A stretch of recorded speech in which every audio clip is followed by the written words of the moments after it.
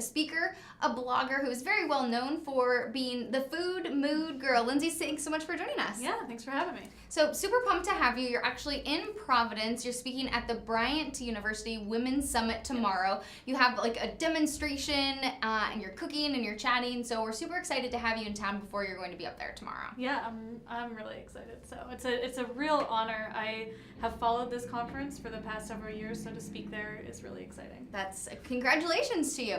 So we're going to talk a little bit about that, and we're also talking about your latest book. It's your third book, so congratulations to you. Thanks. 3 books, that's incredible. Eat Your Feelings. So the Food Mood Girl's Guide to Transforming Your Emotional Eating with Recipes. So the art is beautiful on this. I haven't had a chance to peek in at the recipes, but I've been reading all about them.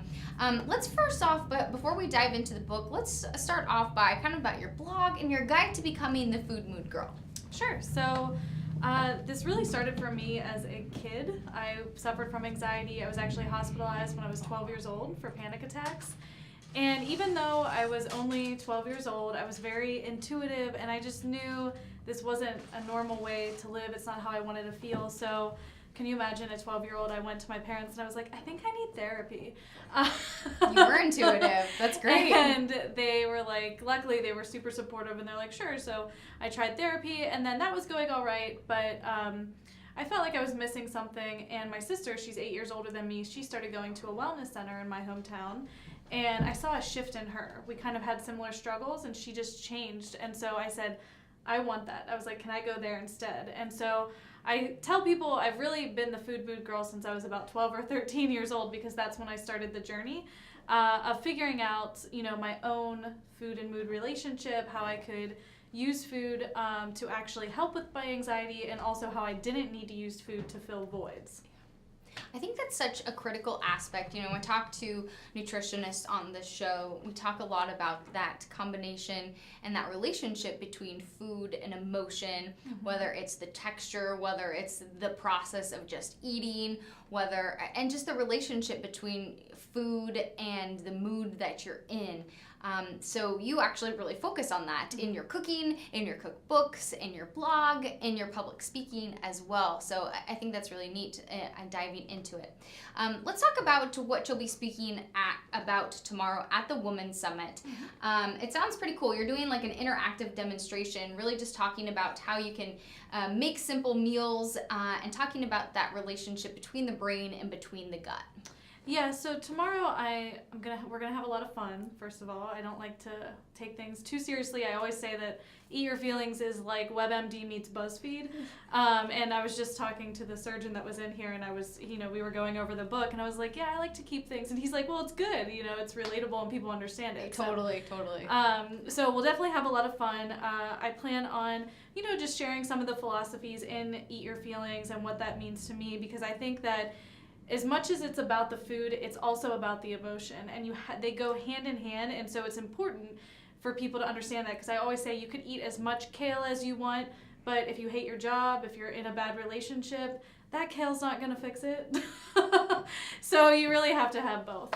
And I think that's so true, because even if you can eat as much ice cream as you want, if you hate your job and you're in a bad relationship, that ice cream's not going to fix it. No. Right? No, I mean, it's the not. Same thing. It might make you feel better in the moment, but if you eat 2 quarts of ice cream, then you're going to feel terrible, Exactly. most likely, right? And if you eat 17 pounds of kale, I don't know if you'll feel terrible. I've never gone that far. That's way above my average. That's so. above my average too, so I'm not going to try it either.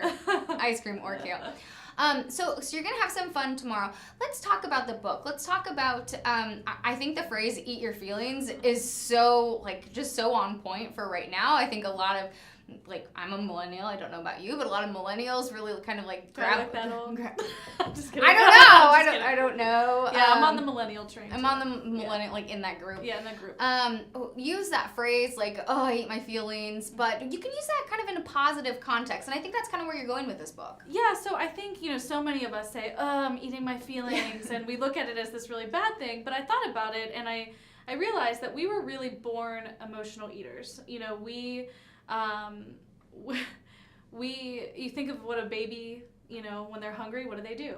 They cry. It's an emotional response to food and to what we're eating. And so it's important to understand that if we were born that way, then it makes sense that we have emotional responses to food, And so what I'm trying to do is help people reclaim what it means to be an emotional eater, not look at it as a bad thing, but look at it as a positive thing. What can you learn from it? How can you actually learn to eat your feelings? So when you're feeling a certain way, you could either feed the emotion or you could feed the physical craving that your body actually truly needs.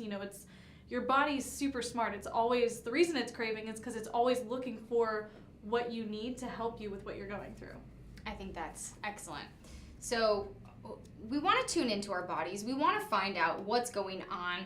Say I'm bored. That's a big one for eating. Or I'm procrastinating, which they kind of go hand in hand. Maybe I'm procrastinating for doing something important and I just feel like I'm bored. But that's a lot of times if you just have stuff around, like you just want to pick at it, right? So let's go with the boredom eating. Okay, bored eating. Yeah. Well, this one's one of my favorite ones because I think there's a couple things with this one. When you're bored, your body is really looking for, your brain really wants like creative juices flowing. Yeah. So that's a good one. So it's really brain health when it comes to when you're feeling bored, including omega-3 fatty acids, healthy fats, things like that can really help make you, one, feel fuller, but also give your brain that boost so you can do the things that you need to do. The other thing that I find that we do all the time is, I don't know why this is, but when we're bored, suddenly food, the reason why we pick at food is because suddenly it gives us like a purpose almost. Like if you're bored at work and something to do. Nothing's happening, like nothing exciting's happening, right? It's just like a typical day. Suddenly you're like, well, eating these Cheetos, like suddenly you're like, yes, now I feel like I accomplished something. Exactly. And so shaking it up. Yeah. And so I think it's important to recognize that as well. And then figure out what you can feed your body, again, from a nutrient standpoint, like I said, the healthy fats, the omega-3 fatty acids, but then also, are there other things that you can do when you're bored? And in Eat Your Feelings, all of the hardest recipes are in the bored section, because if you're bored, you got the time to do it. I love that. I love that, making the connection, all of the hardest ones. So if you're actually really bored, there's something for you to do in here. Yeah. It's going to take some time. Exactly. Okay, so I just happened to, when I was digging through here, charcoal ice cream.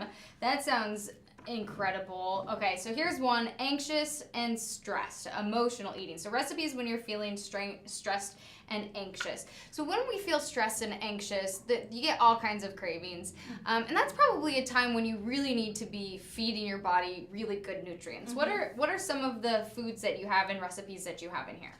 So when you're anxious and you're stressed out, really your body, see, it has right here these little charts, your body is on constant alert, and so you'll tend to crave things like fat, salt, and sugar, because those are quick and easy ways to get what your body's really looking for, which is balance. And if you think of all of those things, that is a balanced kind of palate, but we tend to go for the cookies, the pizza, the ice cream, to get those things and to get those nutrients. And so what I've done is I've created recipes that include mood-boosting ingredients or foods, for example, in the stress section, foods that actually help you calm down, foods that are grounding and low to the earth, because they can help you feel grounded. So including those into classic favorites. For example, I have you passed it, the cookie dough bites.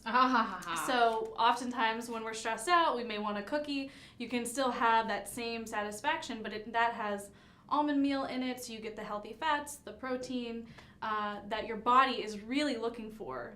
So when you're going for the regular, the junk, you can easily incorporate these, and so it still gives you that taste, but it actually helps boost your mood. It helps you boost your mood. I mean, some of the stuff in here, like I said, the graphics in here are just fun. makes it easy, makes you want to just go in and read. I think the graphics are incredible. Was the illustrator, is she from Seattle?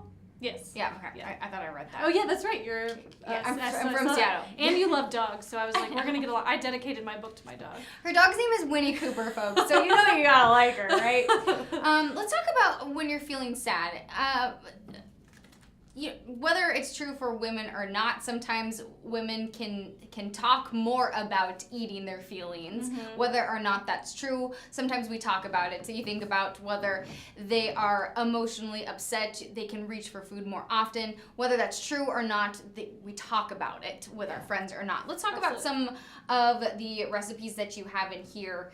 And they look absolutely delicious. And what I like about it too, it's not just food. You have like smoothies, you have drinks in here available, so that when you're feeling sad, you can go and you can grab something easy. Because when you're feeling sad, you might not feel like cooking. Exactly. Yeah. No. Any emotion, you may not feel like cooking. That's very true.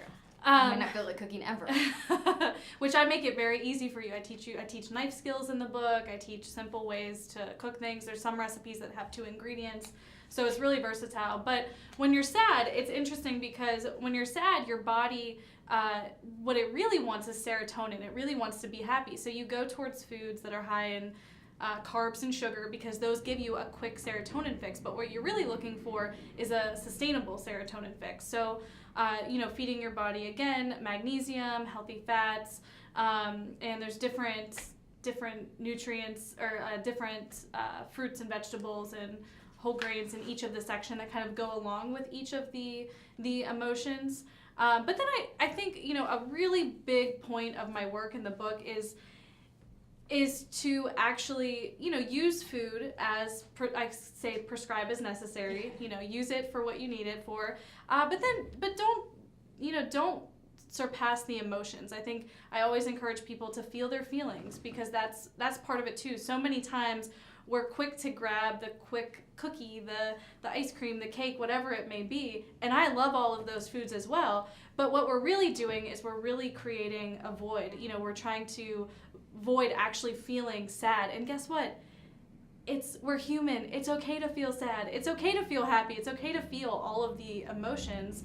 And so I just think that so often we've been told not to, that we don't even know how to deal with them. So a cookie is way easier than actually feeling sad. So, but stopping and processing that can help you, move forward in a healthier way. I think that's all absolutely incredible and amazing. So this is actually, we talked about a little bit about Eat Your Feelings. This is actually your 3rd book. People might know you from your other 2 books. Let's see, Junk Foods and Junk Moods and Food Guilt No More. Talk to us a little bit about how you got into writing and putting together recipes. I mean, putting together 3 books, that's a lot. Talk to us about your other books. Well, once I did one, I was like, I always say some people, I say I birth books, not babies. That's my motto, because I feel like I have one like every 9 months or so. Well, I really love writing. I've always enjoyed it. When I was a kid, I used to, I actually got published when I was in 4th grade in a book, in an anthology. It was all starting very early. Yeah, very early over here. And I actually negotiated a publishing column in a local newspaper. Yeah, 12 years old. Can you imagine? I thought I knew what I was doing, and I mean, it all worked out. But so I really love writing, and I really wanted to share my story. I felt like I knew that people were going through similar things that I was, and I wanted an outlet to do that. And so I self-published my first book, and I looked at that as an outlet to really be able to share my story, to meet more people, to build my platform, if you will. And then my last book, I decided, okay, I've built, over time, and I've been doing more. So my last book, I decided to seek out a small independent press that would give me more one-on-one time, but would have better distribution and give me kind of that feedback that I needed. And then this book, I was, it's colorful, it's, there's gold on the front, there's illustrations, there's photos. This one definitely has been kind of in the works since even my first one. I think it helped me really, writing and meeting with people and talking about these issues helped me really develop my philosophy more and be able to stand strong in it. And this book was just kind of that combination of all of those years of listening to my readers, hearing what they wanted. That was a big thing that I did with this book, is I listened to my readers and I said, what would you like to see more of? I always ask them that, and they were like, we want recipes, we want lists of foods and moods and why they're good for certain moods and what makes them good. And so that is what I delivered in this book.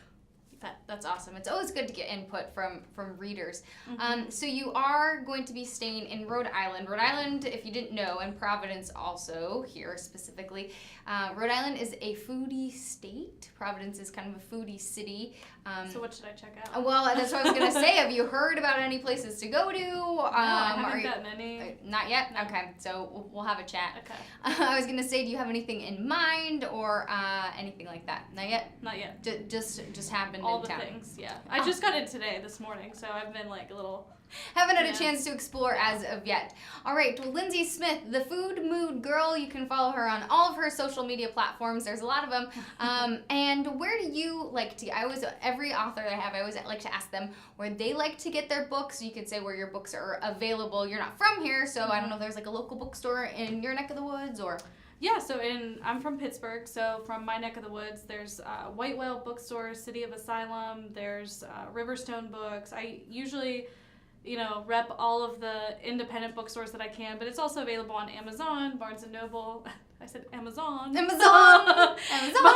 Barnes & Noble, and anywhere books are sold, really, so... Awesome. Yeah. Well, thank you so much, Lindsey, for joining us today here on GoLocal Live. Hopefully you all had a nice time. If you're interested, pick it up. Now I want to go through and find out what I want to make for dinner, what I should be eating, rather than all those cookies and candies.